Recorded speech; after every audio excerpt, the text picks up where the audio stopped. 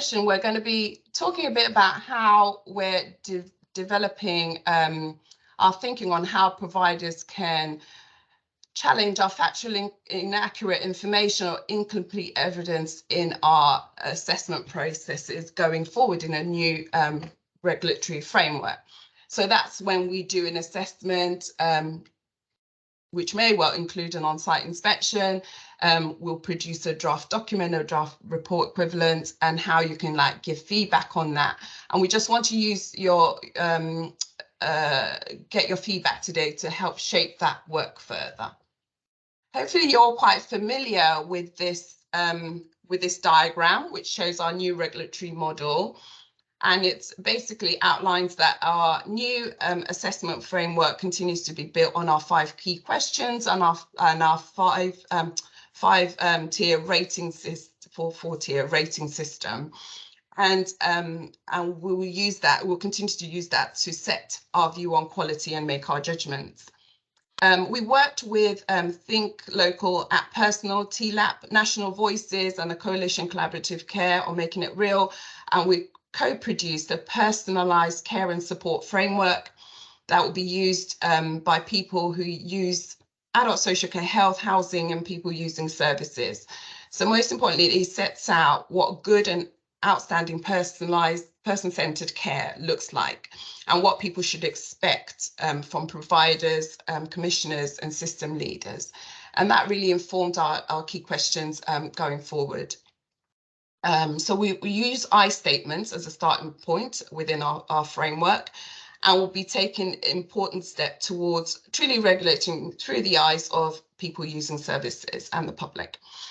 And as the statements encapsulate the views and expectations of real people, we feel that that's going to be giving them a prominent place within our single assessment framework and help to focus the whole health and care system on people at a very human and relatable level.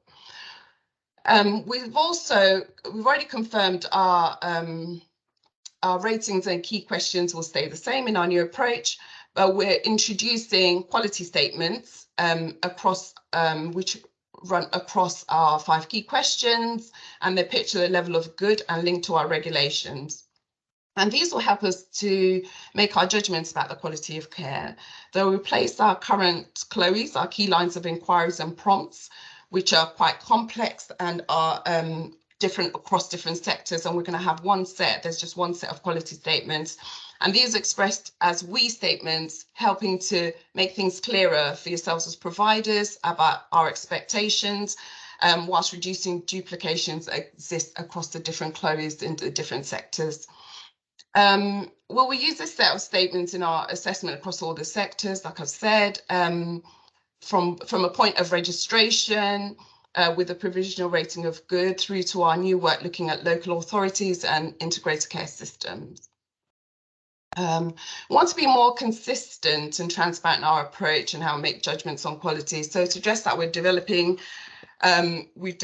a way of categorizing and scoring evidence as part of our assessments.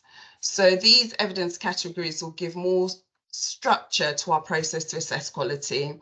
And those 6 evidence categories you see in the pink box there about people's experience, feedback from staff, leaders, partners, observations, processes, and outcomes.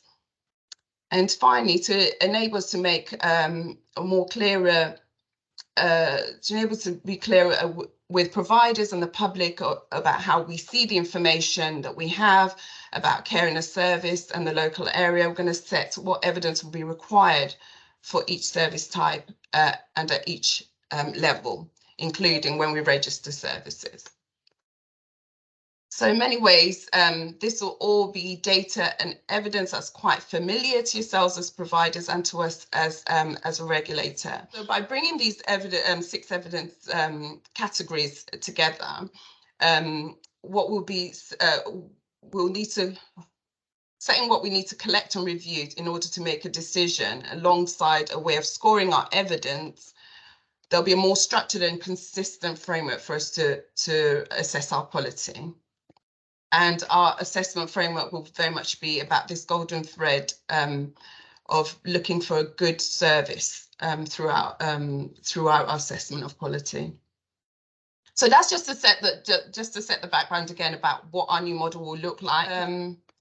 Just recap on the current factual accuracy process, which hopefully as providers you will be familiar with, that when we've checked the quality of our draft inspection report, we send you a copy of the documents to the registered person. And we ask the provider to check for accuracy, which I've highlighted, factual accuracy and completeness of the information that we use to reach our judgments and our ratings. And, you know, it's 10 working days that we give for providers to return their submission to us in relation to the draft inspection report. And we'll review and respond to the submission, decide whether amendments are needed before the report is finalised. And you may be familiar that once the report's finalised, providers also sent a copy of what we've done with your submission comments and what changes, if at all, we've made to them and why. The factual accuracy process, check-in process, I'll just reiterate, is not there for providers to challenge an inspection rating just because they disagree with it or how we carried out our inspection. There's a different process to if you have concerns about how we've carried out our inspection, and that's either through complaining, putting a complaint to CQC or requesting a ratings review. Also, the factual accuracy checking process isn't there for challenging enforcement activity that we're proposing or that we've initiated. There's a representations process that covers that instead. In the new regulatory model, we appreciate through our ongoing engagement with providers or public that an equivalent process will be very much appreciated going forward. And at the moment, what we're calling our proposed provider review process, it builds on the factual accuracy process in our current model, what we've just referred to. And this provider review process will be primarily through our new provider portal and through our regulatory platform, but with additional functionality. So if I just talk a little bit about some of the functionality that will hopefully support you as providers in terms of making responses to us about any draft assessment reports.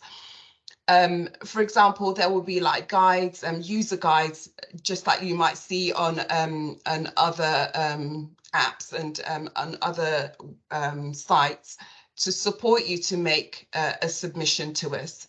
There'll also be prompts around, you know, how long you have before the submission has to be before your submission deadline ends. There'll also be opportunity for you to request any support you need around accessibility, and as well examples and case studies that you'll be able to use to support you to make the right kind of submission to us in relation to your review. And so today is just an opportunity to just get your thoughts and feedback as we develop this process. As I've explained earlier, there's been quite a lot of changes, and I'll just talk a little bit about our new report format now. You know, what I've described around our quality statements, change in evidence categories and so on, you can imagine the way we report will also be very much different to what we do now. At the moment, you may be familiar that we have long PDF reports that are not always very accessible, take time for us to write, take a long time for you as providers to go through, and for public patients to also read and understand. So what we're looking to move to in our new model is really a more up-to-date view of quality that's tailored to audiences that use and read them. And the information will be presented more clearly with detailed benchmarking information that will hopefully support and encourage providers to improve. And this helps us to deliver our strategic ambitions, particularly around smarter regulation. So in the new regulatory model, our assessments will vary in scale from our current arrangements. So like I said, our current inspections, they tend to be sort of quite detailed, quite involved. But in the new model, assessments won't always include on-site inspection. Assessments might be totally remote, that will be reflecting on new data that's been made available. We may pick a specific aspect, a specific quality statement that we decide to look at.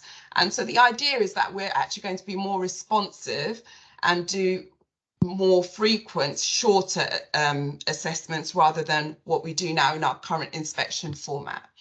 And some of those assessments will lead to a change in score, but they may lead to a change in score, but they may not necessarily lead to changes in ratings.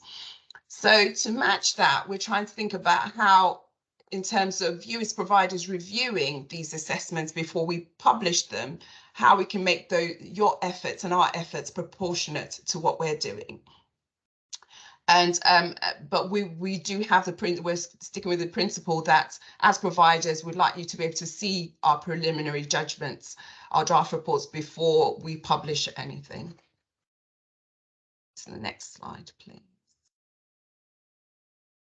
So like I mentioned before about our new provider portal, that you'll be supported to submit relevant feedback about our judgments within set time frames. That the information, as I said, with our current factual accuracy, there is a specific remit as to what should be included as part of that, and that will be the same with the provider feedback, but you'll have more support to be able to do that in a way and hopefully not feel as frustrated sometimes when things are rejected in terms of submissions you make, because they're not within the scope of the assessment. But we're looking at ways that we can also accept information that providers might submit as part of their feedback on an assessment. It's not directly relevant to the current assessment, but we might want to consider it as part of a future assessment. Like I said before, prompts and reminders to support providers in their submissions through the portal. Before going to the breakout room, so these are the key 3 key questions that we just want you to just think about, please. What your initial thoughts are on what I've shared about the provider review process, and what has been helpful about the current factual accuracy process that you feel that we should keep, and if there are any particular challenges, any particular difficulties around engaging with that factual accuracy process that you are hoping will be improved or removed. Picking up some themes in terms of what's being fed back. I can appreciate, without actually seeing the portal in operation, that it's that I know that sort of has not been helpful, but some of the points has been around the use of the technology and whether or not it will actually reduce burden. So I know that at some stage it would be great for us to sort of come back and show you how it will work in reality. And I think that will be a lot more helpful. But so take the point around whether or not moving to this, technological approach, whether it's actually going to be helpful. There's concerns about smaller versus larger providers that might have sort of a range of governance processes to get the response completed, and how that that can be burdensome and how that might be difficult to provide feedback.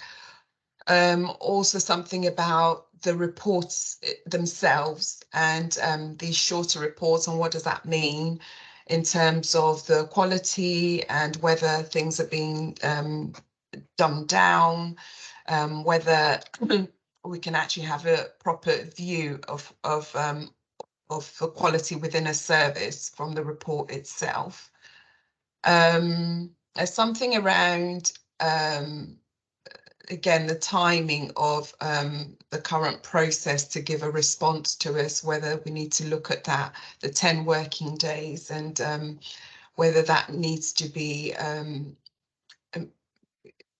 variable. There seems to be a point around the name. I think there was a suggestion that they were looking to work in a more collaborative way, that provider review seems a better term than factual accuracy. So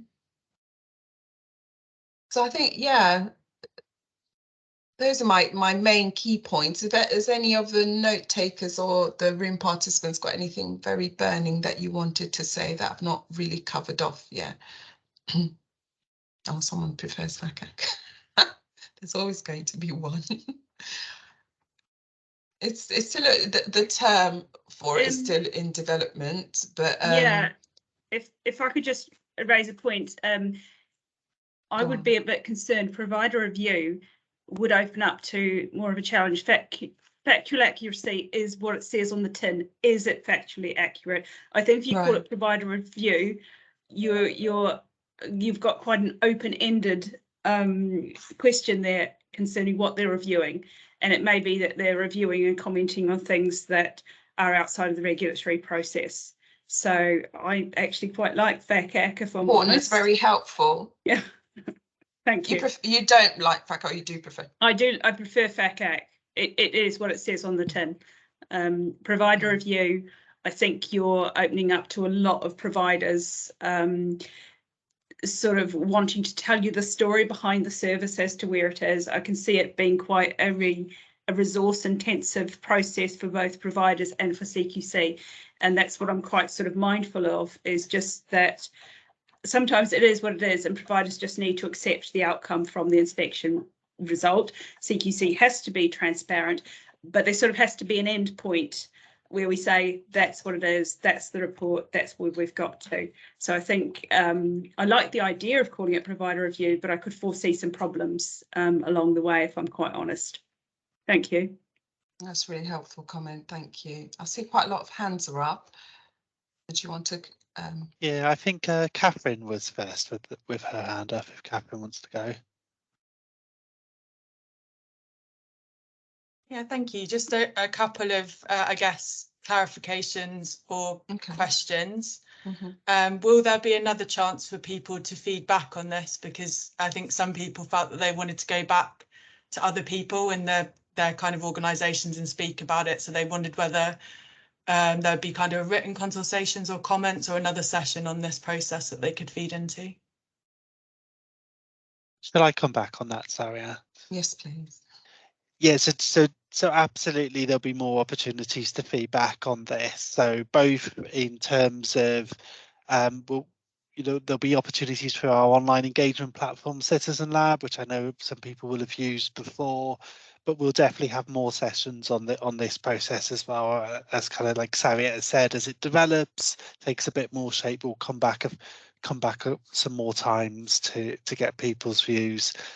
So we can share some of that information when we send out the slides from today, but also look out for our bulletins, because they'll have more information about how you can feedback as we take this forward.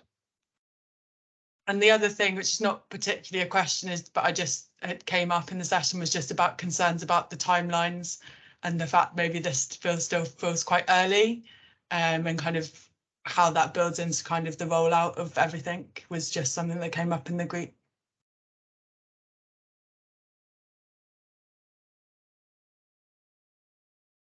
So who's next with their hands up? I think Claire is next. Okay. Hi, Claire. Hi. Thanks, Anne. So yeah, I was facilitating room 6, and I suppose just a couple of things to come out there. One is sort of quite a wide point that goes beyond the scope of the factual accuracy process itself, but a point made that sort of trust in the factual accuracy process begins sort of much further down the line, and begins with trust in the sort of inspection or assessment team understanding the service, and the feeling that's really important in cases of those more highly specialised services. That if there's a feeling that our teams don't understand the service, it sets the factual accuracy process off on the wrong foot. And then at the other end, some sort of much more specific points around actually how the portal might function, and that it's really important for corporate providers that they're able to access and oversee the process for their locations, that the registered managers in locations often need support, but it's also vital for the corporate providers to kind of have that oversight, which is manageable at the moment with the paper-based system, albeit, you know, sort of possibly slightly clunky, but kind of building that functionality in would be really important. Absolutely. I think that there's a piece around how individuals within providers sort of register within the portal, and that the right people are the ones that have access to all the communications. That's a problem now that we have. It might feel like it's better paper-based, but sometimes the exact same issues come up even in a paper-based system. So it's about how we guide providers to make sure the right people are the points of contact. James. Hi, thanks. Good conversation and kind of good questions so far. I was facilitating group 1, and I think kind of echo some of the comments made already. I think generally the group felt that this was quite early. It was quite difficult to comment on without, as we've said already, seeing the portal, seeing what the reports will look like in the future. There was, and it was interesting, I think, Virginia's point about the factual accuracy, and we did talk about the name of the thing. We were talking about how do we make it feel more kind of collaborative and less combative. And I think, you know, there is that sense that factual accuracy feels like you're saying, well, this is inaccurate, which is technically correct. And so I do absolutely agree with what Virginia says about, it says what it is on the tin. But also, how do we start off that process without it, with making it feel like actually this is about us checking what we found is correct, and you know, and it being more of a collaborative thing rather than a combative thing. So I think that's the only other thing in terms of that. We also, some of the key things we thought about was impartiality being important in it. So yes, the inspector needs to be the inspector needs to look at it because they were there doing the inspection, and they know what they saw and things. So actually there should be a way of sort of boxing off those sorts of issues. But then actually where there are more kind of controversial and more difficult things, actually how do we get in some impartiality and have people maybe from other regions or that weren't involved in it kind of dealing with it.